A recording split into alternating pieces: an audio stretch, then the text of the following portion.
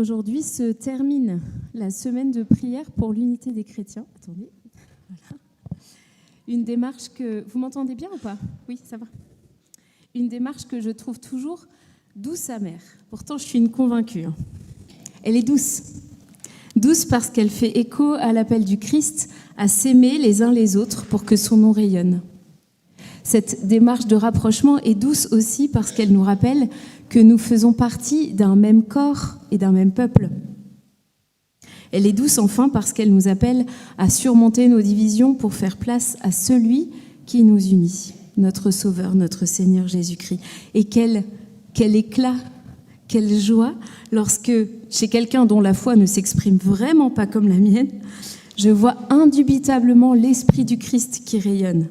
Et je me dis, mais c'est pas possible, on est de la même famille, c'est incroyable, trop bien.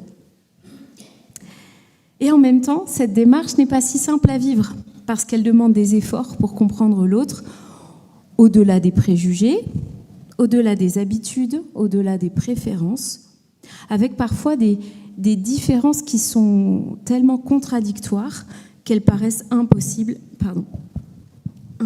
à réconcilier, parce qu'elles semblent heurter en profondeur nos convictions.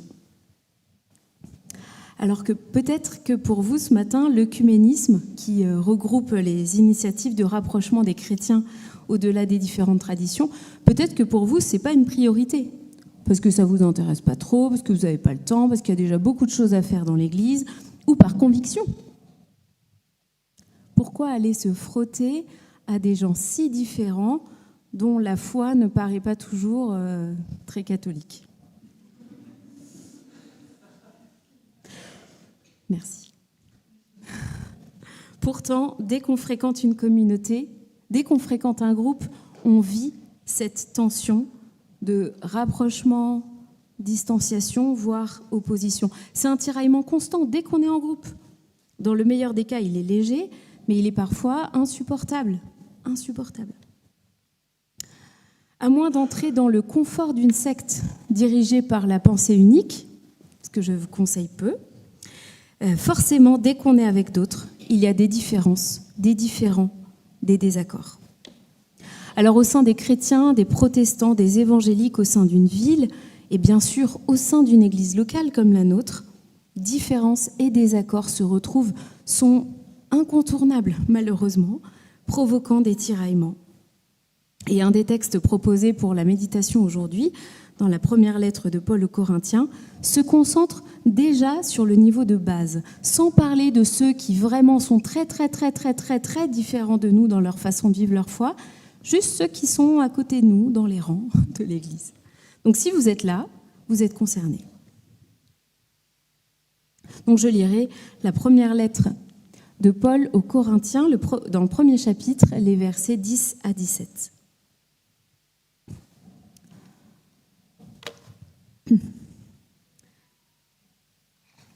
Frères et sœurs, je vous en supplie au nom de notre Seigneur Jésus-Christ, mettez-vous d'accord, qu'il n'y ait pas de déchirure entre vous. Soyez bien unis en ayant la même façon de penser, les mêmes convictions. En effet, mes frères et sœurs, des personnes de la famille de Chloé m'ont informé qu'il y a des rivalités entre vous. Voici ce que je veux dire. Parmi vous, l'un déclare « Moi, j'appartiens à Paul ». L'autre « Moi, à Apollos ». Un autre encore « Moi, à Pierre ». Ou alors « Et moi, au Christ ». Pensez-vous qu'on puisse diviser le Christ? Est-ce que c'est Paul qui est mort sur la croix pour vous? Est-ce que vous avez été baptisé au nom de Paul? Dieu merci, je n'ai baptisé aucun d'entre vous, à part Crispus et Gaius. Ainsi, personne ne prétendra que vous avez été baptisé en mon nom. Ah, c'est vrai. J'ai aussi baptisé la famille de Stéphanas, mais je ne crois pas avoir baptisé qui que ce soit d'autre. Le Christ ne m'a pas envoyé baptiser, il m'a envoyé annoncer la bonne nouvelle, et cela sans utiliser le langage de la sagesse humaine, afin de ne pas priver de son pouvoir la mort du Christ sur la croix. Qu'est-ce qui se joue ici ? Paul a eu vent de ce qui se passait dans l'église de Corinthe en Grèce par l'intermédiaire de connaissances qui travaillent pour une dénommée Chloé et qui ont séjourné dans cette église pendant quelque temps. Et par leur intermédiaire, il a appris qu'à Corinthe, il y avait un certain nombre de problèmes, et notamment des divisions. Si vous lisez la suite de la lettre, vous allez voir un certain nombre d'exemples qui se traduisent, par exemple, lors du culte, lors du repas de la scène, lors de procès d'affaires, etc. Et le premier symptôme de ces rivalités qui gangrènent la vie communautaire, le premier symptôme que Paul aborde, c'est l'esprit de parti, où les uns se revendiquent de tel apôtre, Paul, Pierre, quand d'autres se revendiquent d'un autre enseignant, comme Apollos par exemple. Alors c'est frustrant parce qu'on n'a pas les raisons exactes, on n'a pas les arguments. Mais il avait des raisons, et puis il y a sûrement un peu d'affect aussi. Un tel, c'est celui qui nous a baptisés. C'est notre pasteur. C'est notre exemple. Un autre, c'est celui qui nous a enseigné quand on était tout jeune chrétien. Alors, on ne peut pas le trahir, on ne peut pas trahir son enseignement, et on veut le suivre, lui d'abord. Il y a sûrement aussi des convictions ou simplement des affinités avec un style. Il paraît qu'Apollos était un excellent orateur, alors que vous voyez que Paul dit « Moi, j'ai annoncé l'évangile, mais sans sagesse humaine ». Bon, en fait, il écrit quand même très bien, hein, mais il prend du recul par rapport à ça en disant « Lui, il n'a pas voulu mettre en avant la sagesse, uniquement la croix ». Et il y reviendra plus tard. Pierre, Paul, Apollos étaient sûrement horrifiés d'être impliqués dans ce genre de rivalité. En tout cas, on le voit chez Paul, lorsqu'il dit « Mais attendez, ne vous réclamez pas de moi, moi j'ai baptisé personne ». Et j'aime beaucoup la spontanéité avec laquelle il écrit, parce qu'il dit « Ah si, pardon, j'ai baptisé Crispus, Gaius, voilà. Ah non, et la famille de Stéphanas, voilà, c'est tout. Donc ne vous réclamez pas de moi, c'est pas moi qui suis important, c'est le Christ. » Je vous montre la croix. Certains se réclament, eux, du Christ. C'est étonnant, hein ? Certains, moi j'appartiens à Paul, moi à Apollos, moi à Pierre, et moi au Christ. Alors soit c'était très légitime, des personnes qui disaient oui, vous réclamez de tel ou tel prédicateur, mais enfin, le vrai modèle, c'est le Christ, et moi, c'est le Christ que je veux mettre en avant. Amen. Très bien. Soit dans une espèce de course en avant de qui a le plus raison que les autres, avec un petit côté vous voulez vraiment connaître le Christ ? Eh bien, suivez-moi, je vais vous montrer le chemin, pensez comme moi. Il y a fort à parier qu'il y avait vraiment ce problème d'ambition et de rivalité dans l'église de Corinthe. Et Paul est horrifié. Qu'est-ce que vous racontez ? Qu'est-ce que vous faites ?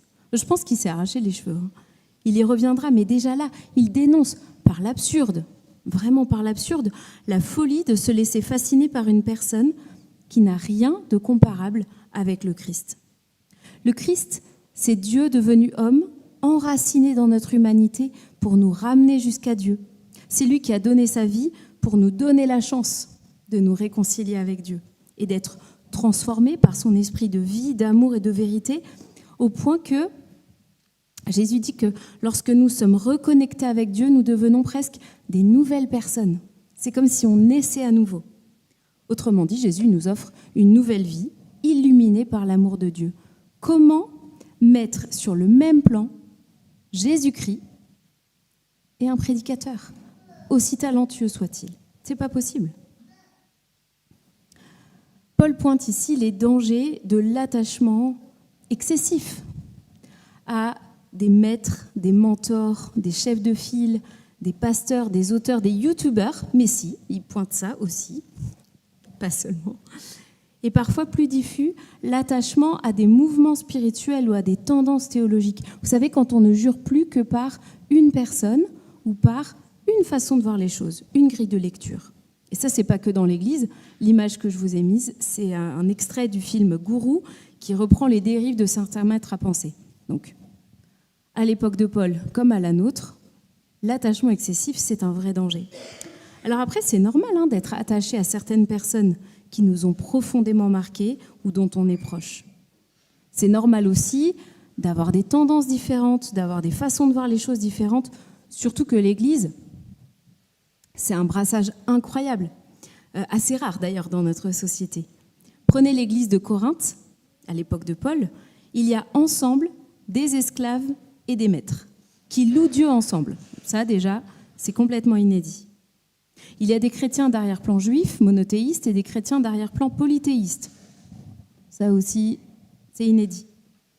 Et puis, il y a des chrétiens de différentes régions, de différentes cultures, parce que Corinthe, c'est un port de Méditerranée qui est extrêmement traversé. Le meilleur exemple auquel j'ai pensé aujourd'hui, c'est Marseille. Voilà, l'équivalent. Et les anciens Marseillais qui sont contents. Mais ce brassage culturel, social, générationnel, spirituel aussi, avec nos différents parcours, on le retrouve dans notre communauté. Et c'est une bonne chose. C'est une très bonne chose, parce qu'on est invités comme ça à s'enrichir les uns les autres. Sauf si nos différences deviennent des crispations et qu'il nous devient impossible de parler ensemble, et qu'au contraire, on s'oppose les uns aux autres.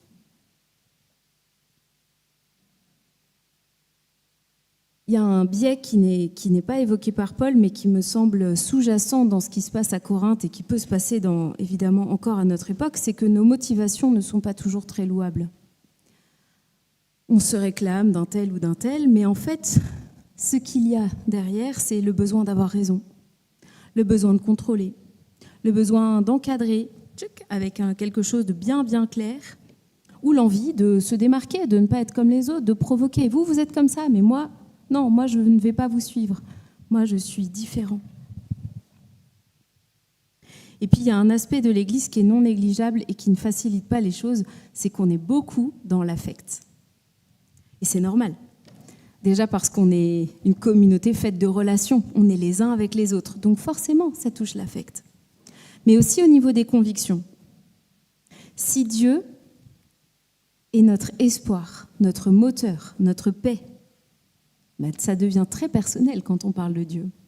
Dieu, ce n'est pas une abstraction, c'est ce qui me fait vivre très personnellement. Alors le désaccord peut vite devenir insupportable lorsqu'on parle de convictions profondes qui ont changé notre vie, qui guident notre quotidien. Comment voulez-vous en même temps dire « Moi, je crois dur comme fer que… » et « Non, mais tu n'es pas d'accord, c'est pas grave. Tu penses ce que tu veux. » C'est compliqué de dire ça. Parce qu'en fait, c'est grave pour nous. Parce que ça nous touche dans ce qui nous fait vibrer, dans ce qui nous fait vivre, dans le noyau dur de ce qui nous anime.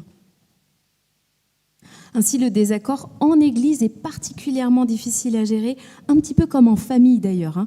Vous avez les relations, les convictions, quelque chose d'identitaire aussi. J'appartiens au Christ. Ah, comment je vis cette identité, cette nouvelle façon d'être. Et ce mélange, relation, conviction, identité, peut être explosif. Et en même temps, cette diversité, je le disais, c'est une chance de sortir des confortables algorithmes de la similitude. Alors là, c'est pour critiquer les algorithmes, mais je pense que de tout temps, on a été capable de s'inventer des cercles où on s'entourait uniquement de gens avec qui on s'entendait bien et qui nous ressemblaient. La diversité est une chance de s'ouvrir à d'autres points de vue et de grandir. Alors, qu'est-ce qu'on risque avec ces attachements excessifs ? S'il s'agit de suivre des personnes, des orateurs, des auteurs, on risque de se mettre sous la coupe de personnes qui sont faillibles. Dans le meilleur des cas, ces personnes restent imperméables à notre fascination. Mais ça, c'est dans le meilleur des cas. Dans le pire des cas, je reste effarée à chaque fois d'entendre les nouveaux scandales dans le monde chrétien, la fréquence des abus spirituels et autres, lorsqu'une personne en position d'autorité, petit à petit, prend la place du Christ. Ça reste problématique. Ça reste problématique jusqu'où on s'attache. L'autre risque, c'est de perdre de vue Jésus lui-même, tout occupé qu'on est à avancer à la suite de quelqu'un d'autre. Or, qui nous a sauvés ? Ce n'est pas la personne charismatique qui nous comprend super bien, ce n'est pas l'orateur qui nous percute dans ses messages avec tellement de profondeur et de pertinence. Ce n'est pas non plus la grille de lecture théologique qui nous paraît si juste quand on lit la Bible. Ne confondons pas les serviteurs, ceux qui sont au service de Dieu, et Dieu lui-même. Il y a un vrai décalage entre les deux. Seul le Christ nous sauve et notre malheur et notre bonheur, je crois, c'est qu'on a un sauveur un peu frustrant parce qu'il nous échappe toujours. C'est Dieu. Il est toujours en train de nous échapper un petit peu. Il est là avec nous, oui, mais il ne se laisse pas posséder. Il ne se laisse pas confiner dans nos façons de penser, dans nos besoins, dans nos désirs, dans nos projets. Il est plus grand que ça, et donc il nous échappe. Et je crois que c'est une chance, parce que ça nous oblige à ne pas nous arrêter, bouffis de satisfaction. Voilà, je sais, je connais, j'ai compris. Mais de toujours aller à la suite de ce Jésus qui ne cesse d'avancer. Et Paul termine avec un rappel essentiel. Son but à lui, et je crois notre but aussi, n'est pas de se créer des fidèles ou une école de pensée, mais d'annoncer l'Évangile pour que Jésus ait de nouveaux disciples. C'est ça l'essentiel, c'est que Jésus ait de nouveaux disciples. Alors il y a des débats qui sont nécessaires, et on en trouve dans les lettres de Paul, dans le livre des Actes, mais ces débats sont nécessaires dans la mesure où ils nous aident à mieux présenter l'Évangile aujourd'hui à ceux qui nous entourent, dans la mesure où ils nous aident à mieux vivre l'Évangile ensemble, en marchant avec Dieu. Mais le débat pour le débat, la réflexion pour la réflexion, la position théologique pour la position théologique, n'a pas d'importance. Ce qui compte, c'est la mission, annoncer le Christ. Alors Paul exhorte à l'unité, comme dans quasiment toutes ses lettres. Ce qui me rassure, parce que je me dis que s'il le dit si souvent, c'est que c'est pas si simple que ça, et que nos difficultés, elles sont normales, courantes, ordinaires. Si l'amour est le plus grand commandement aux yeux de Jésus, si l'unité dans son amour est un signe pour que le monde croie, c'est dans sa prière de Jean 17, nos déchirures ne sont pas possibles, ne sont pas acceptables. On ne peut pas s'en contenter.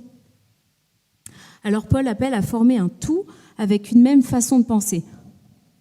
N'imaginez pas qu'il s'agit d'uniformité ou de penser exactement les mêmes choses, mais de se mettre d'accord, toujours pareil, pour avancer ensemble. Il sait, lui, valoriser, et on le voit dans la lettre aux Corinthiens, la diversité des dons, la diversité des styles d'église. On retrouve, ne serait-ce que dans le Nouveau Testament, diversité de points de vue, 4 évangiles, Jésus présenté de 4 façons différentes. Cette diversité ne pose pas de problème tant qu'on est d'accord. Tant qu'on est d'accord, mais d'accord sur quoi ? Sur l'essentiel. C'est d'ailleurs notre devise d'union d'église. Parce que les libristes, on est quand même les meilleurs. Bon, je réécouterai la prédication après. Parce qu'il y a peut-être des choses à... Mais j'aime énormément cette devise qui n'est pas du tout issue de notre union d'ailleurs, donc on l'a juste reprise à notre compte. Et il me semble que c'est une formule pour la vie ensemble et pour le travail ensemble qui est essentielle. Sur les choses essentielles, fidélité. Sur les choses secondaires, liberté de ne pas être d'accord. Et en toute chose, charité, amour. Alors évidemment, une fois qu'on a dit ça, l'enjeu, c'est de définir ce qui est essentiel. Il me semble qu'il s'agit des fondements communs, l'événement du Christ, la foi dans le Christ, Dieu devenu homme, mort sur la croix, ressuscité, glorieux, et puis tout ce que ça implique, la foi en Dieu, en ce que Jésus a promis. En gros, le credo, je crois en Dieu, le Père Tout-Puissant, Créateur du ciel et de la terre, et en Jésus-Christ, son Fils unique, etc.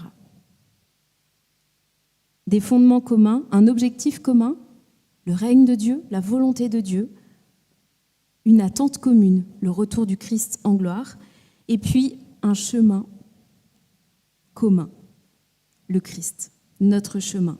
Le Christ lui-même rayonnant de grâce et de vérité.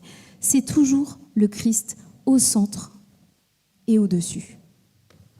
Au centre de nos projets, au centre de nos préoccupations, au-dessus de nos égos et de nos intérêts. Mettre le Christ au centre et au-dessus, ça nous demande, à nous tous, celles et ceux qui enseignent, qui baptisent, qui animent, qui inspirent, qui éduquent, qui témoignent, qui servent. Et là, je parle dans l'Église, mais au-delà du cadre simplement du culte, dans toutes les interactions que nous avons, cela nous demande une certaine discipline, ne pas nous mettre devant Christ, mais le laisser prendre toute la place, mais le mettre lui en avant. Et je dois dire que ça demande beaucoup d'humilité, une humilité qu'il faut apprendre, qu'il faut travailler, peut-être aussi de la repentance pour tout ce qui en nous aimerait passer devant. Il y a là un chemin de prière quotidien, il me semble, dans nos relations d'église, dans nos relations dans la vie courante, dans nos missions, nos projets, nos familles, que Jésus soit au centre et au-dessus. L'unité, c'est un très beau concept, mais c'est toujours un effort, c'est toujours un travail sur soi d'abord, coûteux, laborieux. On croit que c'est simple d'être unis parce qu'on a l'essentiel en commun. Les divisions, les rivalités reviennent très vite. Et pourtant, c'est là, dans ce chantier, parce que l'unité, c'est un chantier, dans ce chantier parfois très chaotique, que le Christ rayonne, que le Christ triomphe. Parce que c'est une unité qui ne dépend pas de nos affinités, de nos styles, mais uniquement de lui. Uniquement de lui. La paix dans nos tensions est le signe que nous avons ensemble cherché à mettre le Christ au centre de nos relations, au centre de nos projets, au centre de nos discussions et au-dessus de nous. Alors que le Christ nous conduise.